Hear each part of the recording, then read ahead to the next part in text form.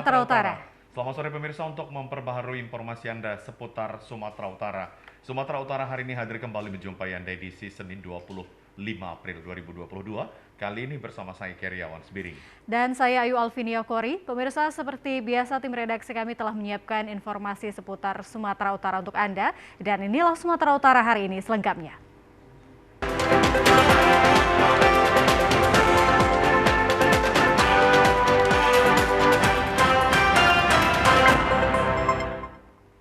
Pemirsa, 3 pelajar sekolah dasar ditemukan tenggelam di sebuah kolam bekas galian C di Dusun 3, Desa Bandar Labuhan, Kecamatan Tanjung Morawa, Kabupaten Deli Serdang.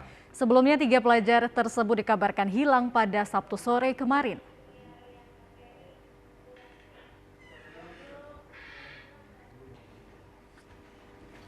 Ketiga korban meninggal bernama Muhammad. Secara pasti penyebab meninggalnya ketiga bocah tersebut, namun dugaan sementara ketiga yang meninggal karena tenggelam di kolam. Ketiga bocah ini sebelumnya pergi dari rumah dengan membawa pancing pada Sabtu sore pukul 2 siang dengan menumpang becak bermotor, dan ketiganya turun di bendungan irigasi Desa Bandar Labuhan. Hingga malam hari ketiga bocah itu tidak pulang ke rumah dan keluarga mulai melakukan pencarian. Selanjutnya pada Minggu pagi pihak keluarga melanjutkan pencarian di sekitar bendungan dan menemukan sandal serta alat pancing yang dibawa ketiga bocah. Warga berupaya untuk ke dalam kolam untuk mencari ketiga bocah tersebut dan menemukan dalam kondisi sudah meninggal. Kepala Desa Bandar Labuhan Ajeman mengatakan ketika bocah ini adalah anak yang baik dan sangat menurut kepada orang tua, serta rajin beribadah ke masjid. Ketidakhadiran ketiga bocah ini ke masjid, warga merasa kehilangan, bersama-sama melakukan pencarian. Usai disolatkan, ketiganya langsung dimakamkan di tempat pemakaman umum di Desa Bandar Labuhan. Kemarin Muhammad Faujan dan Fauji dan Alif dari mulai sejak zuhur itu tidak kelihatan karena anak-anak ini aktif di masjid, sehingga para orang tua dan seluruh masyarakat mencari keberadaan ketiga anak tersebut. Kemudian kita sebagai pemerintah desa menghimbau kepada seluruh orang tua dan masyarakat agar senantiasa memperhatikan anak-anak.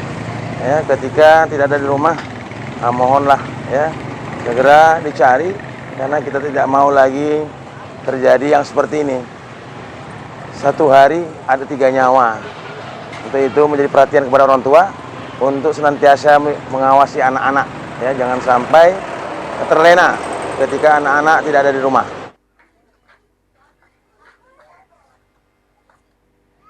Kita beralih ke informasi lain, pemirsa. Semburan lumpur dan gas beracun dari proyek pembangunan power plant pembangkit listrik panas bumi sudah berhasil dikendalikan. Tim Laboratorium Forensik Polda Sumatera Utara langsung mengumpulkan keterangan dan bukti-bukti penyebab insiden ini. Sumur bor proyek pembangunan power plant pembangkit listrik tenaga panas bumi milik perusahaan Sorik Merapi Geothermal Power yang mengeluarkan semburan lumpur sudah berhasil dikendalikan sore kemarin. Setelah tim supervisor Kaisan melakukan pemeriksaan tekanan semburan sumur. Namun sumur bor di well part Tenggo 012 yang mengeluarkan semburan lumpur dan gas berbahaya ini belum 100% normal. Akibat semburan lumpur, bebatuan dan gas beracun tersebut mengakibatkan warga yang sedang beraktivitas di sawah mengalami mual, muntah, pusing bahkan pingsan. Sebanyak 21 warga desa Sibanggor Julu, Kecamatan Puncak Sorik Merapi, Kabupaten Madinah dilarikan ke rumah sakit untuk mendapatkan perawatan intensif. Ini kita lagi pompakan ke sumur untuk benar-benar menurunkan tekanan yang tadi sudah membuat semburan gitu. Nah, jadi kita lagi proses ini sekarang. Berarti semburan itu masih ada? Tapi masih ada potensi, tapi ini udah satu jaman ya. 1 jam 15 menit sudah tidak ada semburan. Tapi bukan berarti juga 100% ya. Kita masih memastikan lagi. Gitu. Yang mudah-mudahan sudah selesai. Ya, mudah-mudahan. Makanya kita butuh beberapa kondisi di mana pekerja bisa. Tim Pusat Laboratorium Forensik Polda Sumatera Utara bersama Polres Mandailing Natal didatangkan ke lokasi untuk melakukan penyidikan. Sejumlah saksi dari pihak pekerja telah dimintai keterangan oleh petugas, serta sejumlah barang bukti berupa cairan lumpur juga diambil petugas untuk penyidikan lebih lanjut. Kapolres Mandailing Natal AKBP Reza Hairul Akbar Sidik mengatakan kondisi di lokasi sudah dapat dikendalikan. Penyebab peristiwa ini masih dalam penelitian tim. Ya, untuk sementara sudah kita lokalisir dan tim dari perusahaan maupun dari Polda Sumut juga sedang bekerja untuk melakukan investigasi ataupun penyelidikan. Untuk aktivitasnya sendiri di lokasi Pak, udah diberhentikan atau gimana? Ya, jadi untuk sementara ditahan dulu supaya tidak dia mengeluarkan semburan lagi. Untuk kepastiannya nanti besok dari tenaga tim teknis dari perusahaan yang akan menyampaikan. Terus ini Pak, ada kelalaian atau memang ya, hal yang biasa ini? Hal yang biasa seperti ya itulah nanti yang akan itulah yang sedang kita cari tahu.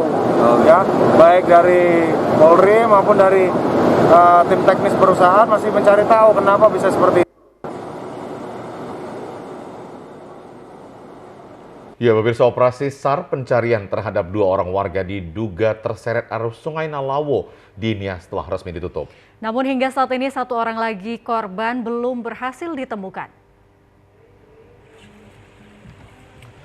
Selama 6 hari, tim dari Badan Pencarian dan Pertolongan Basarnas Nias dibantu unsur TNI Polri dan BPBD. Masyarakat beserta relawan telah memaksimalkan pencarian terhadap 2 orang warga hanyut. Petugas yang menyisir sepanjang Sungai Nalawo belum berhasil menemukan 1 orang lagi korban atas nama Gativina Laia, wanita lansia umur 70 tahun. Berdasarkan informasi warga setempat terkait penampakan binatang buas seekor buaya pada muara sungai, membuat tim yang berupaya maksimal dalam pencarian harus ekstra hati-hati karena tidak ada tanda-tanda keberadaan korban, dan atas keikhlasan serta persetujuan dari pihak keluarga, operasi SAR pencarian korban ini akhirnya ditutup secara resmi. Sebelumnya 1 orang korban bocah perempuan umur 4 tahun ditemukan dalam keadaan meninggal dunia. Sudah bergabung tim marinir ya. Keluarga sendiri dari hari Sabtu sudah tidak melakukan pencarian. Jadi yang masih aksi melakukan pencarian dari kami dan dari SAR terkait. Yaitu akhirnya kami putuskan, kami evaluasi bersama keluarga, akhirnya dilakukan pemantauan. Jadi bila ada informasi keberadaan korban, ya kita siap melakukan evakuasi. Meskipun operasi SAR ditutup, namun personil TNI Polri dan BPBD tetap proaktif memantau sepanjang 2 sisi badan sungai dari arah hulu ke hilir hingga sepanjang areal pantai Bawalato. Pemirsa, sebanyak 21 pasien yang keracunan gas hidrogen sulfida atau H2S dari proyek pembangunan power plant pembangkit listrik panas bumi yang dirawat di Rumah Sakit Umum Panyabungan sudah mulai membaik. Sementara 1 orang pasien yang dirawat di ruangan ICU sudah sadarkan diri dan pasien lainnya hanya mengeluhkan pusing dan sakit perut. 21 pasien keracunan gas hidrogen sulfida atau H2S yang dirawat di ruangan Sal Eterna Rumah Sakit Umum Panyabungan kondisinya sudah semakin membaik, tidak mengalami muntah seperti kejadian 1 hari sebelumnya. Sementara 1 pasien yang dirawat di ruangan Intensive Care Unit ICU saat ini sudah sadarkan diri. Meski demikian, seluruh pasien yang terpapar H2S dari proyek pembangunan power plant pembangkit listrik panas bumi milik PT Sorik Merapi Geothermal Power ini belum diperbolehkan pulang karena masih dalam pengawasan dokter spesialis. Seluruh pasien yang dirawat merupakan warga desa Sibanggor Julu, Kecamatan Puncak Sorik Merapi, Kabupaten Mandailing Natal. Direktur Rumah Sakit Umum Panyabungan Dr. Rusli Pulungan mengatakan semua pasien pada Senin pagi tadi dalam keadaan stabil. Sementara itu, bayi berusia 6 tahun warga Sibanggor Julu yang menjadi korban gas H2S kondisinya juga semakin membaik. Pertama seperti mual muntah itu hampir semuanya sudah hilang. Sekarang ada masih keluhan tidak nyaman di perut dan juga sakit kepala. Ada beberapa yang masih merasakan sesak, walaupun sudah berkurang sesaknya. Mungkin hari ini ada yang bisa pulang itu? Ya, kemungkinan ada, tapi itu nanti kita lihat dari kunjungan dokter penanggung jawabnya, dokter spesialis penyakit dalam. Mungkin ada yang pulang.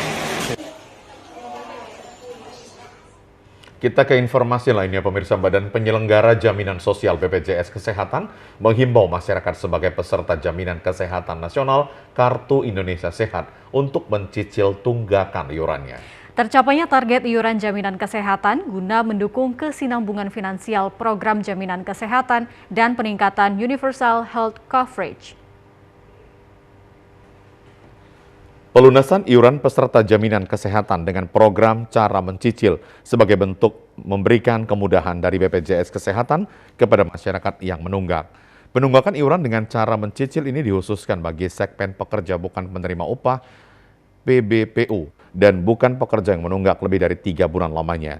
Deputi Direksi Wilayah Sumut dan Aceh, Mariamah, mengatakan melalui program rehab diharapkan dapat membantu meringankan peserta JKN dan KIS yang memiliki tunggakan mulai dari 4 hingga 24 bulan secara bertahap dengan mekanisme mencicil.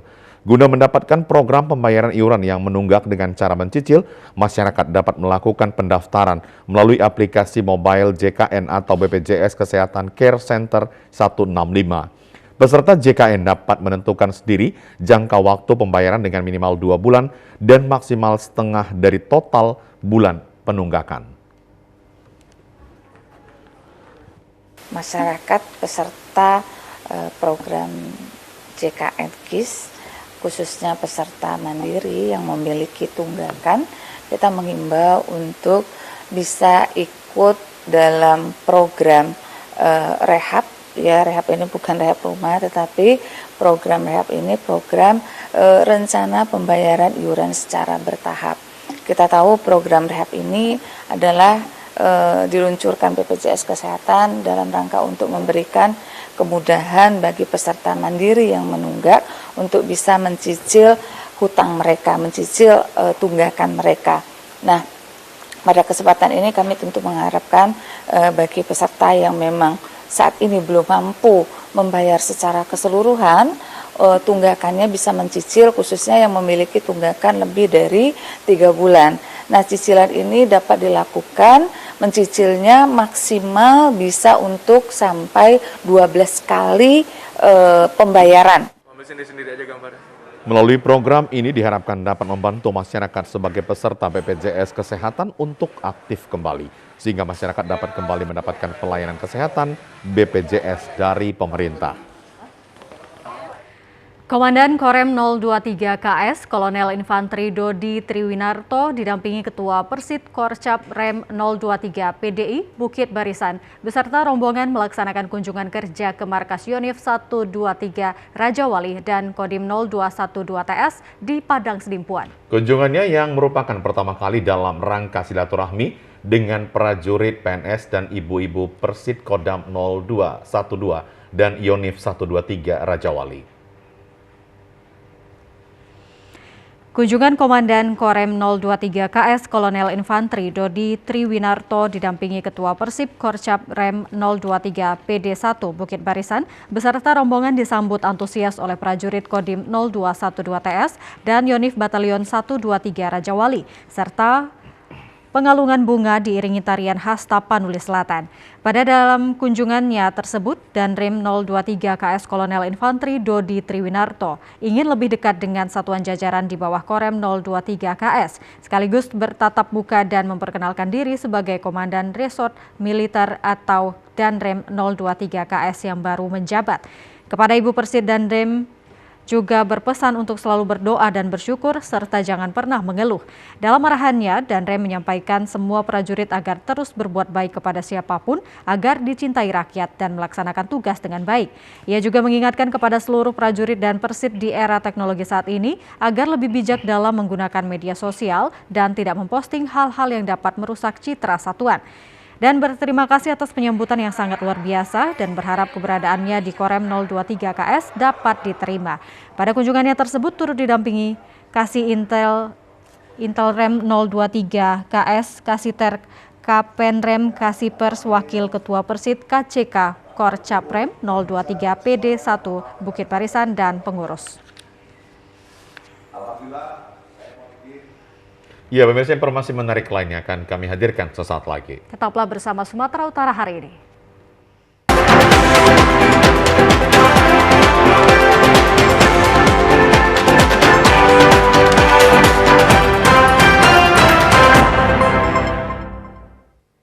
Assalamualaikum warahmatullahi wabarakatuh. Marhaban ya Ramadan. Berbagai pengalaman telah kita lalui bersama dalam tayangan selama ini. TVRI Sumatera Utara selalu hadir dan siap melayani pemirsanya. Saya, Tahrizal, Kepala TVRI Sumatera Utara, beserta seluruh karyawan dan karyawati mengucapkan selamat menunaikan ibadah puasa Ramadan 1443 Hijriah. Mohon maaf lahir dan batin.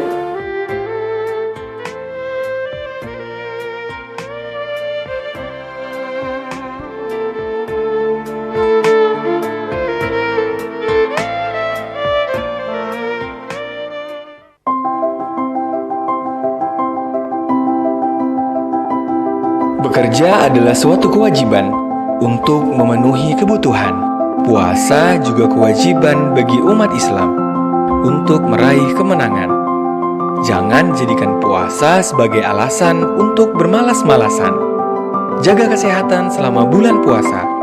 Selalu jauhi narkoba. Marhaban ya Ramadan. Selamat menjalankan ibadah puasa.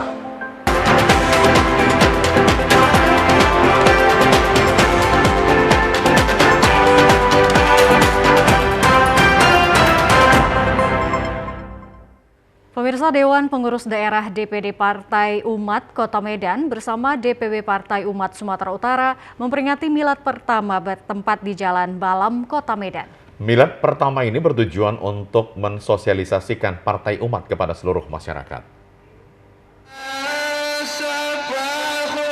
Memperingati milad pertama DPD Partai Umat Kota Medan dalam rangka mengembangkan dan menghimpun masyarakat Kota Medan agar bergabung bersama Partai Umat yang mempunyai tujuan melawan kezaliman dan menegakkan keadilan. Syamsuddin Persada mengapresiasi DPC Partai Umat Kota Medan yang telah bekerja memperkenalkan Partai Umat ke masyarakat sekaligus hadir untuk bermitra dengan masyarakat. Ia berharap DPC yang ada di Kota Medan bisa menjadikan milad ini menjadi motivasi dan pembelajaran agar lebih bersemangat dalam memperjuangkan umat. Partai Umat resmi menjadi partai setelah mendapatkan surat keputusan dari Kemenkumham. Untuk itu pihaknya dalam waktu dekat akan mempersiapkan verifikasi dari KPU terkait kepengurusan partai tingkat daerah. Dengan resminya Partai Umat sebagai partai politik 2024, ia mengajak segenap anak bangsa yang mempunyai aspirasi politik yang sama, yaitu melawan kezaliman dan menegakkan keadilan, dapat bergabung dan mendaftar menjadi kader partai di tingkat kecamatan di Kota Medan. Pada hari ini kita melakukan tasyakuran, milad pertama Partai Umat se-Kota Medan. Ya, harapan kita dengan acara tasyakuran ini menumbuhkan rasa syukur kita bahwa Partai Umat di Kota Medan telah hadir 1 tahun bergerak bersama umat, ya, melawan kezaliman dan menegakkan keadilan. Ya, kita bukan hanya membangun rumah-rumah untuk umat, tetapi kita membangun istana-istana umat yang akan dipenuhi oleh umat-umat yang cerdas, yang akan bergerak bersama. Dengan hadirnya Partai Umat ini, ya, kita harapkan segala kehidupan bangsa bernegara kita menjadi adil, makmur, dan berkah. Amin, amin, ya Rabbal Alamin. Ketua DPW Partai Umat Sumatera Utara, Buya Syamsir Alam Lubis mengatakan, ikrar Partai Umat sudah jelas bahwa kehadiran partai diharapkan dapat membawa perubahan di tengah bangsa karena pendirinya sudah lama bergelut di partai politik. Anggaran dasar anggaran rumah tangga adalah hal yang esensial dari pendiri Partai Umat tersebut, sehingga setiap kader nantinya harus memahaminya. Sekretaris Partai Umat Kota Medan, Al-Fikri Matondang mengatakan, sependapat dengan tujuan partai di mana dengan lahirnya partai baru ini mampu mewujudkan seluruh harapan masyarakat. Tentunya kita mempunyai trik dan cara-cara tersendiri.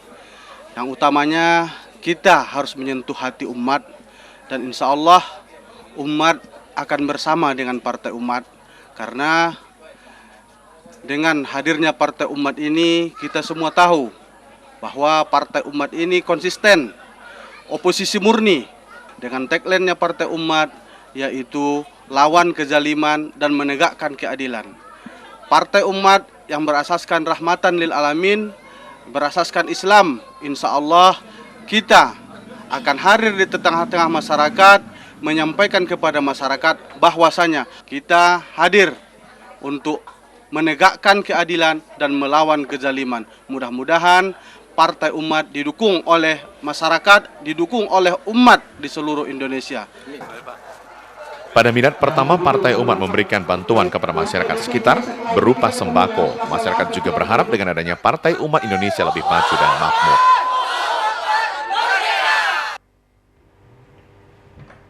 Ya, pemirsa, sebanyak 80 majelis taklim sekota Medan mengikuti Cerdas Cermat TR Fahmi Islam yang diselenggarakan oleh Majelis Nurul Burhanuddin Kota Medan kemarin. Cerdas Cermat yang berlangsung 1 hari diselenggarakan atas kerjasama dengan Dewan Pimpinan Cabang Partai Demokrat Kota Medan.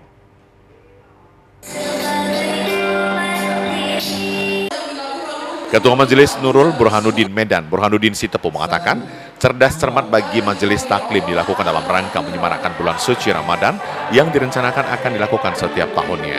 Tujuannya selain untuk menyemangati para majelis taklim melakukan kegiatan di bulan Ramadan, sekaligus sebagai sarana menambah wawasan tentang keislaman. Pelaksanaan cerdas cermat Fahmil Islam dibagi 2 kelompok, di mana setiap kelompok diikuti 5 tim dan masing-masing tim melibatkan 2 dewan hakim. Burhanuddin Sitepu yang juga Ketua DPC Partai Demokrat Kota Medan berharap supaya ibu-ibu yang tergabung pada majelis taklim untuk senantiasa belajar tentang keagamaan, sebab belajar agama tidak ada batasnya. Ketua DPD Partai Demokrat Sumatera Utara Muhammad Lokon Asution mengatakan, kegiatan keagamaan dalam bentuk cerdas cermat di bulan Ramadan merupakan ide yang mulia karena bisa menambah wawasan tentang keislaman bagi para peserta. Untuk itu, kegiatan yang sangat baik ini diteruskan dengan melibatkan lebih banyak lagi pesertanya sehingga lebih banyak pimpinan majelis taklim yang paham keislaman, maka semakin banyak pula jamaah yang memahaminya. Kita mampu memotivasi ibu-ibu kita, kakak kita, kaum hawa ini, di mana di bulan Ramadan ini memang kita diperintahkan Allah untuk memang sebesar mungkin mencari berkahnya, mencari ridhonya. Lalu ada kegiatan seperti inisiasi dari Bang Burhanuddin Sitepu, Ketua DPC kami, untuk mengumpulkan seluruh majelis taklim yang diperlombakan untuk memotivasi untuk masing-masing majelis taklim ke depannya lebih memperdalam lagi kajinya. Karena ke depannya kami Partai Demokrat berencana akan mengadakan ini di setiap kabupaten kota, lalu kita akan adu untuk menjadi juara provinsi. Makanya jadi PR buat kakak-kakak yang ada di majelis taklim ini untuk tahun depan menjadi yang terbaik, lebih memperdalam ilmu agamanya.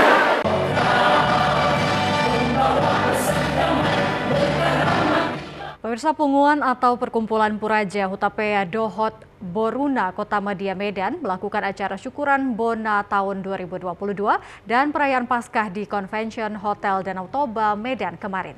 Acara pertanggiangan syukuran Bona tahun ini sebagai wujud syukur kepada Tuhan Yesus karena seluruh anggota mampu melewati berbagai tantangan kehidupan hingga dapat merayakan Paskah secara bersama. Syukuran Bona tahun dan perayaan Paskah Puraja Hutapea Dohot Anak Boruna diawali dengan ibadah Paskah dengan tema mengucap syukur dalam segala hal. Pada ibadah Paskah ini dinaikkan lagu penyembahan bagi Tuhan dan votum serta responsoria yang mengumandangkan rasa syukur bagi Tuhan Yesus karena seluruh anggota masih dapat mengikuti perayaan Paskah dan Bona tahun 2022. Pendeta Hitler Hutapea STH dalam khotbahnya menyampaikan bahwa sebagai umat Kristiani harus selalu mendekatkan diri dengan Tuhan agar memperoleh sukacita dan kedamaian. Pendeta Hitler Hutapea berharap agar Punguan Puraja Hutapea ini harus dilandasi dengan kasih sehingga setiap anggota dapat saling mengasihi dan membuat Punguan semakin erat dan mampu mewujudkan visi misi Punguan Puraja Hutapea Dohot Boruna. Pendekatan diri kepada Tuhan untuk menghilangkan rasa kekhawatiran dalam menjalankan kehidupan sehari-hari. Untuk memotivasi, membangkitkan semangat seluruh anggota Puraja Hutapea supaya menjalani hidup ini dengan iman, dengan semangat mengandalkan iman kepada Yesus Kristus. Tidak lagi dibayang-bayangi rasa takut, rasa khawatir oleh pandemi COVID-19. Yang pertama dari Punguan mengadakan aksi sosial, membangkitkan semangat, membantu setiap anggota yang tidak mampu supaya boleh terbantu dan tambah lagi semangatnya untuk menjalani hidup ini. Dan yang kedua, saling mendoakan melalui grup WA pertanggiangan supaya bangkit dari rasa ketakutan dan kekhawatiran tersebut. Kepada seluruh anggota Punguan Perhutna, mari jalani hidup ini dengan baik, dengan ucapan syukur, tetap semangat, selagi Tuhan memberikan waktu dan kesempatan, berikan yang terbaik. Ketua Panitia Acara Pertangyangan Syukuran Bona Tahun 2022 dan Perayaan Paskah, Beni Hutapea mengatakan, selama pandemi COVID-19, Pengumuman Hutapea tidak bisa membuat kegiatan hingga akhirnya memilih melakukannya pada bulan April sekaligus merayakan Paskah. Beni Hutapea mengatakan tujuan dari pelaksanaan Bona tahun ini sebagai bentuk rasa bangga dan syukur karena seluruh anggota mampu melewati berbagai permasalahan kehidupan selama pandemi COVID-19. Beratannya bukan talib kasih. Penelitian beratnya adalah tadi kita bersyukur. Kita sudah melewati masa-masa puncak pandemi dan juga kita bersyukur bisa melewatinya dan juga kita mengingat dari anggota Punguan juga yang ada beberapa yang kena COVID dan juga telah terlebih dahulu dipanggil oleh Yang Maha Kuasa. Penelitian beratannya bukan talib kasih tapi kita mengingat juga teman-teman keluarga kita yang kurang mampu.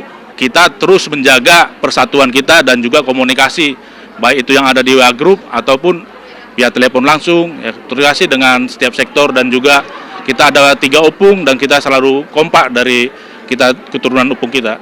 Puncak acara panitia dan BPH Porkutna juga ketua sektor Manortor bersama dan melanjutkan dengan pemberian tali kasih kepada sejumlah keluarga Punguan Puraja Hutapea Dokot Boruna. Untuk mengobati rasa rindu karena sudah lama tidak bertemu sebagai acara hiburan, setiap anggota diberi kesempatan untuk bernyanyi.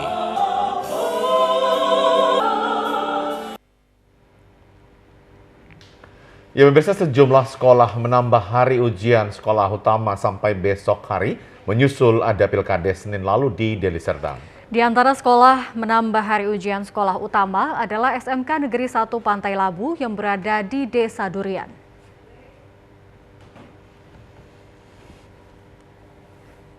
Di SMK Negeri 1 Pantai Labu, sebanyak 198 siswa mengikuti ujian sekolah utama yang dimulai sejak Selasa lalu, 19 April 2022. Sesuai surat edaran Dinas Pendidikan Sumatera Utara bahwa ujian sekolah utama dilaksanakan mulai hari Senin lalu, 18 April 2022. Namun karena dilaksanakannya pemilihan kepala desa di Kabupaten Deli Serdang Senin lalu, maka pelaksanaan ujian utama berakhir besok, 26 April 2022. Meski ada pengunduran ujian sekolah utama ini, pelaksanaan ujian terlaksana dengan baik termasuk kehadiran siswa.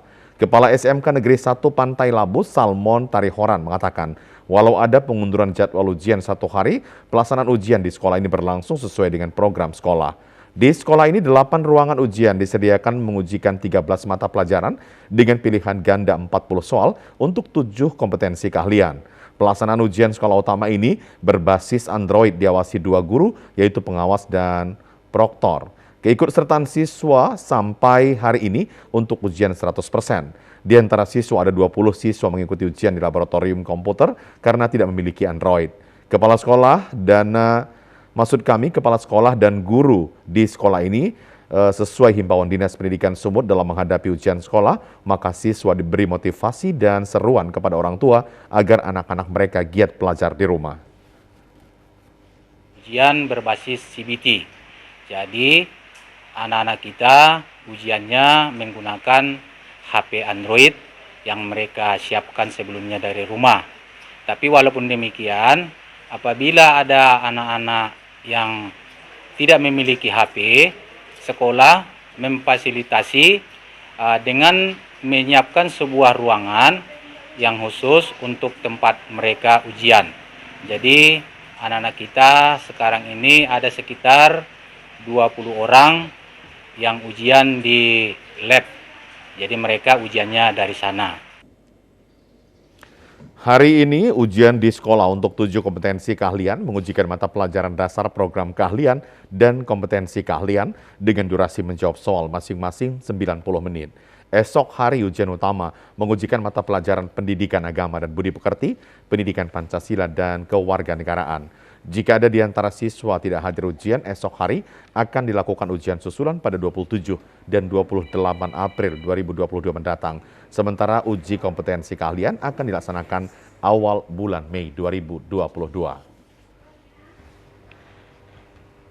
Pemirsa, informasi seputar serba-serbi Ramadan akan kami hadirkan sesaat lagi. Tetaplah bersama kami di Sumatera Utara hari ini. Assalamualaikum warahmatullahi wabarakatuh. Marhaban ya Ramadan. Berbagai pengalaman telah kita lalui bersama dalam tayangan selama ini.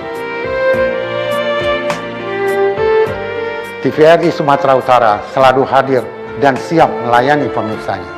Saya, Tahrizal, Kepala TVRI Sumatera Utara, beserta seluruh karyawan dan karyawati mengucapkan Selamat menunaikan ibadah puasa Ramadan 1443 Hijriah. Mohon maaf lahir dan batin.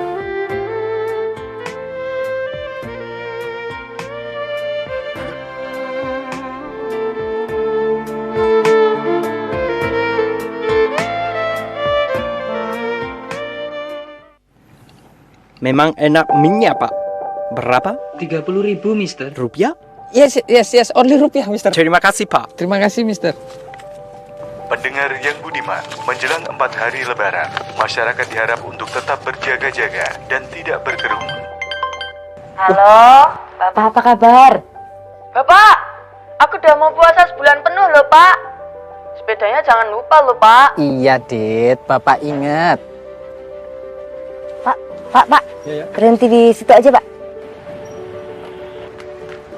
Bu, yang ini ya, Bu, sepedanya. Boleh. Mari, Bu, silakan. Berapa, Pak, yang itu? 500.000 rupiah. Alhamdulillah, rupiah yang dikirimkan Bapak mempersatukan kita. Meskipun kita berbeda kota. Layaknya rupiah yang selalu kita jaga dengan rasa bangga. Sebagai suatu simbol kedaulatan, pembayaran yang sah, dan pemersatu bangsa.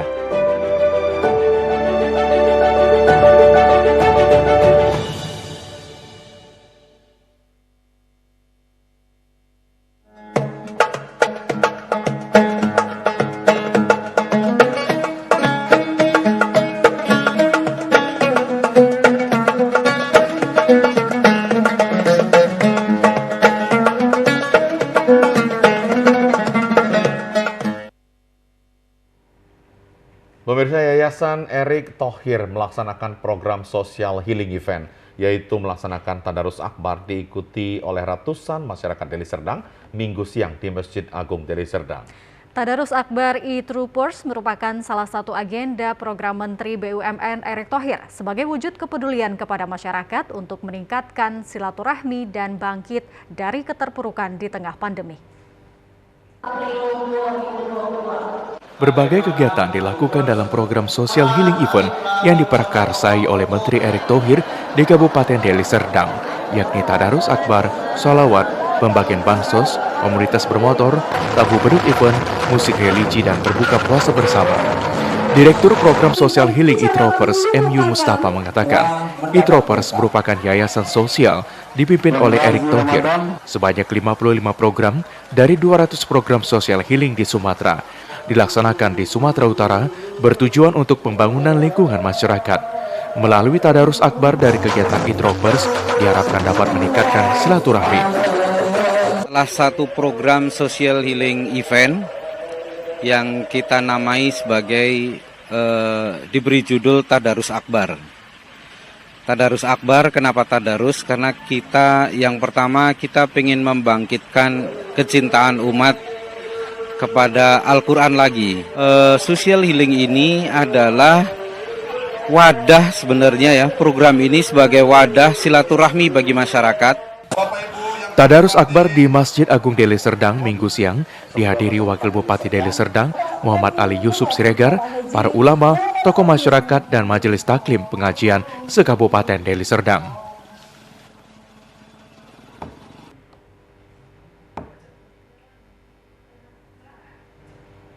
Ya, pemirsa, guna meningkatkan keimanan dan ketakwaan kepada Allah Subhanahu wa Ta'ala, di bulan suci Ramadan, ratusan jamaah Majelis Taklim se-Kabupaten Deli Serdang kemarin melaksanakan Tadarus Quran.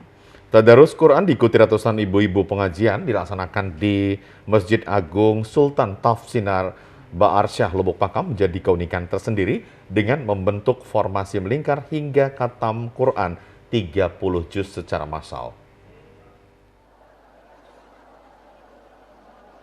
Beginilah metode formasi Tadarus Quran kaum ibu pengajian se-Kabupaten Deli Serdang dengan membentuk lingkaran dibagi dalam 30 kelompok, menyelesaikan bacaan Al-Quran mulai waktu usai sholat zuhur hingga menjelang waktu asar.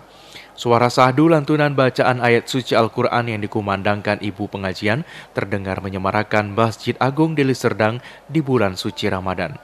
Tadarus Quran dengan bentuk formasi melingkar oleh ibu-ibu pengajian merupakan dalam rangka memperingati Nuzul Quran. Nuzul Quran adalah peristiwa turunnya Al-Quran dalam menyempurnakan ajaran Islam sebagai bentuk petunjuk umat manusia untuk mencapai kebenaran. Pelaksanaan Tadarus Quran oleh e-Troopers merupakan salah satu upaya dalam meningkatkan silaturahmi di bulan Ramadan, sekaligus sebagai momentum kebangkitan kehidupan masyarakat di tengah pandemi COVID-19. Yang pengen kita tularkan adalah keguyupan dan kegotong royongan masyarakat dan kesatuan untuk bersilaturahmi lagi. Selama ini kan pandemi ini membuat kita seluruhnya hampir beberapa tahun ini, 2 tahun inilah kira-kira berdiam diri di rumah. Ini mungkin seperti trigger untuk kembali bersilaturahmi lagi. Syukur-syukur masyarakat mampu lagi kembali untuk produktif, keluar rumah mencari rezeki dan mendapatkan income-nya untuk kehidupan yang akan datang. Wakil Bupati Deli Serdang Muhammad Ali Yusuf Siregar mengapresiasi pelaksanaan kegiatan Tadarus Akbar dan diharapkan memberi manfaat bagi masyarakat Deli Serdang untuk bangkit di tengah pandemi. Kami dari pemerintah Kabupaten Deli Serdang mengucapkan terima kasih kepada Yayasan Erick Thohir yang pada hari ini melakukan kegiatan Tadarus dan berbuka puasa bersama dengan warga masyarakat di Kabupaten Deli Serdang. Bukan saja berbuka puasa bersama, tapi Yayasan Erick Thohir memberikan bantuan kepada warga masyarakat yang ada di Deli Serdang. Yang pertama kurang mampu, adalah ibu-ibu dari perwiritan. Mudah-mudahan Yayasan Erick Thohir ini ke depannya bertambah maju, dan harapan kami juga agar Yayasan Erick Thohir ini akan membantu di beberapa di pelosok Nusantara ini. Dengan Tadarus Quran di bulan suci Ramadan di tengah masyarakat, diharapkan mampu meningkatkan keimanan dan silaturahmi sesama umat muslim dan menjadi insan Qurani. Pemirsa, ratusan penyandang disabilitas yang mayoritas tunanetra berbuka puasa bersama Gubernur Sumatera Utara Edi Rahmayadi di pelataran tanah rumah dinas Gubernur Sumatera Utara, Jalan Sudirman, Medan kemarin. Iya, Gubsu Edi Rahmayadi tampak antusias menyambut kedatangan para penyandang disabilitas. Ia mengapresiasi dan berterima kasih atas kehadiran mereka pada acara buka puasa bersama di rumah dinasnya.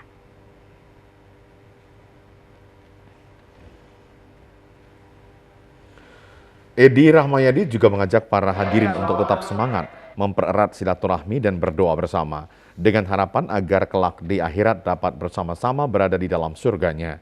Semua yang berkekurangan secara fisik jangan disesali dan harus tetap semangat dengan selalu beribadah dan berdoa kepadanya. Allah Subhanahu wa Ta'ala akan memberikan limpahan rahmat kepada semua umatnya. Pada kesempatan ini hadir ratusan penyandang disabilitas yang tergabung dalam Perhimpunan Tunanetra Indonesia Pertuni, Ikatan Tunanetra Muslim Indonesia ITMI, dan Himpunan Wanita Disabilitas Indonesia IHDWI dari berbagai daerah di Kota Medan. Acara berbuka puasa bersama tersebut juga diisi dengan ceramah Ustadz Muhammad Nur Hadi menyampaikan pesan mengenai pentingnya rasa syukur dan meningkatkan kualitas keimanan dengan mendekatkan diri kepada Allah Subhanahu wa Ta'ala. Allah Subhanahu wa Ta'ala memberikan kesempatan kepada umatnya berada pada bulan Ramadan ini. Di antaranya meningkatkan kualitas keimanan sebagai hamba yang bertakwa kepadanya dan membuka pintu kebaikan kepada umatnya. Oleh karena itu sangat disayangkan jika umat muslim tidak memanfaatkan kesempatan yang telah diberikan Allah tersebut. Acara berbuka puasa diakhiri dengan melaksanakan sholat maghrib berjamaah dan menyerahkan tali asih berupa paket sembako kepada penyandang disabilitas yang hadir.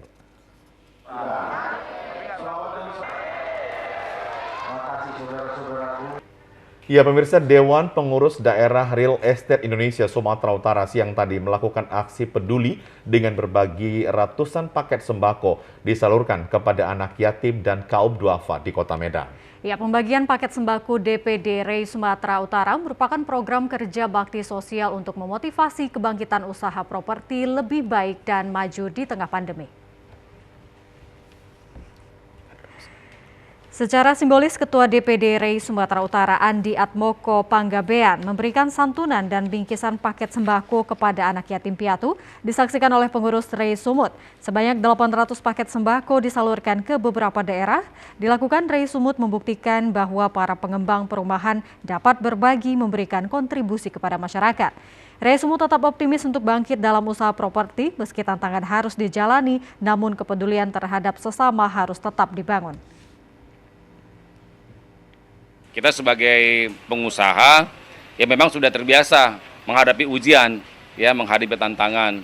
Ya, ini juga menjadi motivasi kita. Yang penting bahwa dalam situasi apapun kita REI Sumatera Utara tetap kegiatan-kegiatan baik itu di bakti sosial, kegiatan keagamaan, baik itu di kegiatan agama Islam ataupun agama-agama yang lain, kita tetap agendakan dan tetap kita jalankan di setiap tahunnya. Pembagian paket sembako kepada anak yatim piatu dan kaum duafa diharapkan membawa berkah agar usaha properti di Sumatera Utara lebih baik dan maju.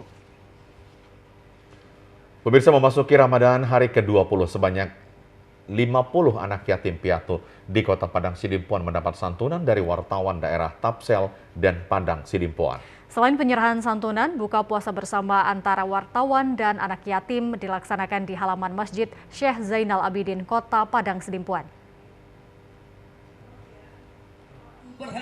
Momentum Ramadan 1443 Hijriah, wartawan di Tapsel dan Padang Sidimpuan melaksanakan buka puasa bersama dan memberi santunan kepada anak yatim bertempat di Masjid Syekh Zainal Abidin, Kota Padang Sidimpuan. Sambil menunggu berbuka puasa, acara diisi dengan ceramah agama yang disampaikan Ustadz Asroi dan penyerahan santunan berupa nasi kotak, roti sirup, dan amplop.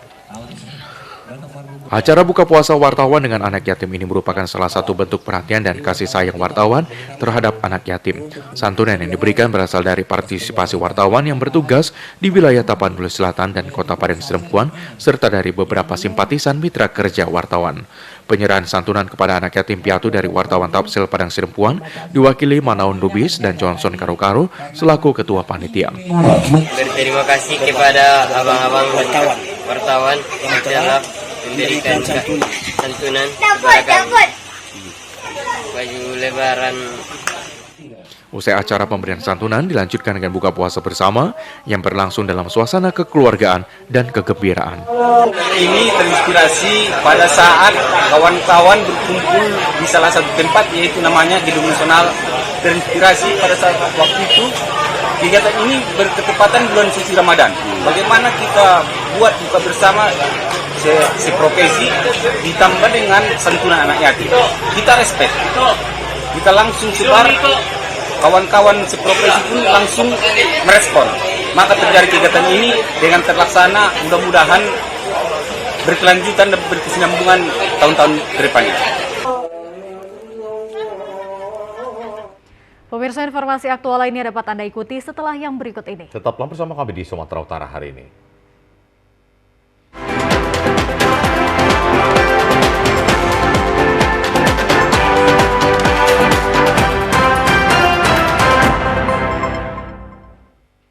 Assalamualaikum warahmatullahi wabarakatuh.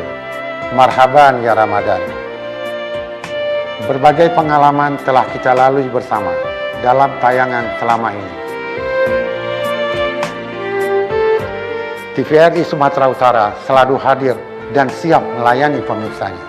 Saya, Tahrizal, Kepala TVRI Sumatera Utara, beserta seluruh karyawan dan karyawati mengucapkan selamat menunaikan ibadah puasa Ramadan 1443 Hijriah. Mohon maaf lahir dan batin.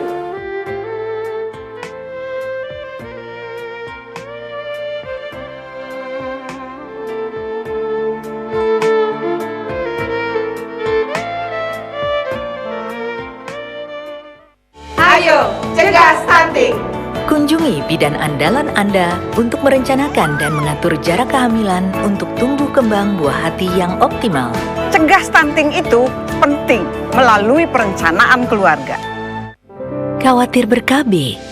Tunda kehamilan dan raih cita-cita dengan Andalan FA. Andalan laktasi untuk ibu menyusui. Ber-KB itu mudah. Andalan pilihan perempuan Indonesia.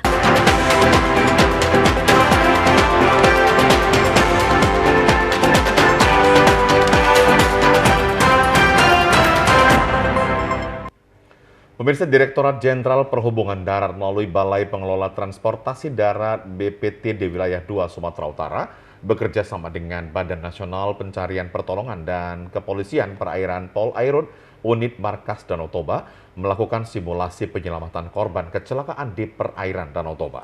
Ya, pada simulasi pertolongan korban kecelakaan ini melibatkan 4 unit kapal penyelamat dan 1 unit jet ski beserta 13 personil Basarnas. Polairut Markas Danau Toba dan 4 tenaga kesehatan Dinas Perhubungan dan didukung TNI Polri memberi contoh 4 korban kecelakaan yang sedang terombang-ambing di perairan Danau Toba. Kepala Balai Pengelola Transportasi Darat BPTD Wilayah 2 Sumatera Utara melalui Koordinator Satuan Pelabuhan Korsatpel Dermaga Ajibata Rijaya Simarmata mengatakan, simulasi ini bertujuan untuk melatih keterampilan personil agar profesional dan memahami konsep penyelamatan. Rijaya Simarmata didampingi Kanit Polairut Danau Toba AKP Doni Gunawan dan Kepala Koordinator Basarnas Danau Toba Hisar Turnip juga menyampaikan kegiatan simulasi ini sudah sesuai dengan prosedur penyelamatan korban kecelakaan di permukaan air dan seluruh tim telah melaksanakan tugas sesuai bidang masing-masing. Personil tim SAR gabungan diharapkan dapat mempertahankan teknik penyelamatan sesuai dengan hasil simulasi sehingga korban kecelakaan di perairan Danau Toba dapat diselamatkan.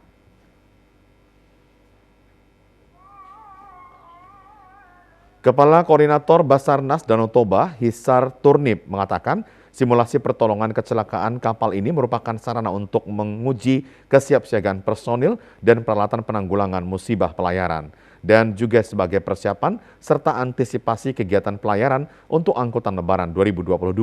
Sementara itu, Kanit Polairut Markas Danau Toba AKP Doni Gunawan menjelaskan peserta latihan ini merupakan personil yang terpilih dari instansi masing-masing yang memiliki tugas dalam operasi pertolongan kecelakaan kapal. Doni Gunawan dalam kesempatan itu juga menyampaikan harapannya pengetahuan dan pengalaman yang diperoleh dalam latihan simulasi ini dapat bermanfaat sebagai upaya mewujudkan kesiapsiagaan dalam upaya pertolongan terhadap insiden kecelakaan kapal.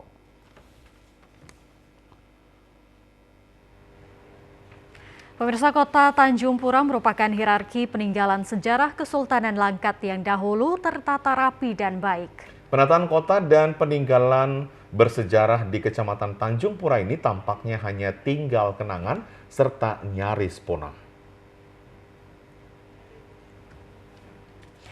Sejak tahun 1990 diketahui lorong jalan di bawah teras rumah ruko bertingkat 2 saat ini tidak lagi dapat dilalui oleh pengguna jalan agar terhindar dari teriknya matahari.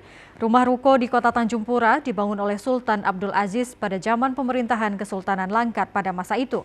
Namun lemahnya pengawasan dari pemerintah sehingga bangunan bersejarah yang semestinya dilindungi oleh cagar budaya kini tinggal kenangan. Ironisnya tidak hanya tempat pengguna pejalan kaki saja yang ditutup, namun jalan atau gang pemadam kebakaran di pemukiman padat penduduk juga tidak luput dari keserakahan penghuni ruko hingga membeton dan menutup dengan pagar besi. Bahkan mereka juga mendirikan bangunan permanen. Tokoh pemuda Langkat Malidin mengatakan semestinya pemerintahan tanggap terhadap kondisi yang terjadi di kota sejarah ini dan meminta pemerintahan Kabupaten Langkat menertibkan kembali tempat pejalan kaki yang telah ditutup secara permanen dan 5 titik gang di lokasi pemadam kebakaran agar diaktifkan kembali. Kita sebagai tokoh pemuda, mewakili tokoh pemuda Kecamatan Tanjung Pura, meminta pemerintah terkait, khususnya Bupati Langkat, agar menertibkan kembali 4 pejalan kaki yang sudah ditutup secara permanen sama gang pemadam kebakaran. Kami minta kepada Bupati Langkat agar mengaktifkan kembali, karena itu akses kalau terjadi kebakaran di tempat pemukiman padat penduduk. Pemirsa, peduli dengan bidang kesehatan, terutama dengan ketersediaan obat atau suplemen yang mengandung kandungan zat albumin, khususnya jenis obat albumin injeksi yang saat ini masih diimpor dari luar negeri. Seorang pengusaha di Kabupaten Serdang Bedagai berhasil membudidayakan ikan gabus atau ikan dengan nama latin Shana. Dalam sekali panen, setiap bulannya sebanyak 4-5 ton ikan gabus jenis Shana striata ini berhasil dipanen. Kemudian diolah menjadi berbagai obat dan suplemen berprotein tinggi. Beginilah kolam budidaya ikan gabus milik Sutrisno yang berlokasi di Jalan Setiabudi, Desa Kotagalu, Kecamatan Perbaungan, Kabupaten Serdang Bedagai. Terdapat 48 kolam terpal khusus digunakan Sutrisno sebagai kolam membesarkan ikan gabus. Bibit gabus yang digunakan sebagai induk adalah bibit unggul yang diperoleh dari alam liar. Induk yang digunakan merupakan ikan gabus keturunan ketiga atau F3 yang sudah mengalami domestikasi atau penjinakan. Budidaya ikan gabus yang dilakukan Sutrisno ini dilakukan secara intensif, di mana dalam pemberian pakan ikan gabus, pakan yang digunakan jenis maggot yang merupakan belatung atau larva dari jenis lalat Black Soldier Fly BSF. Induk lalat dan maggot yang dikirim dari Pulau Jawa ini juga dibudidayakan secara organik di sekitar lokasi kolam. Penggunaan maggot sebagai bahan pakan ikan gabus karena memiliki kandungan protein yang sangat tinggi, sehingga berdampak kepada hasil ikan yang dipanen memiliki ukuran yang sama besar dan meningkatkan kandungan zat albumin di dalam tubuh ikan gabus. Menurut Sutrisno, ikan gabus hasil budidayanya ini dikelola menjadi sejumlah suplemen.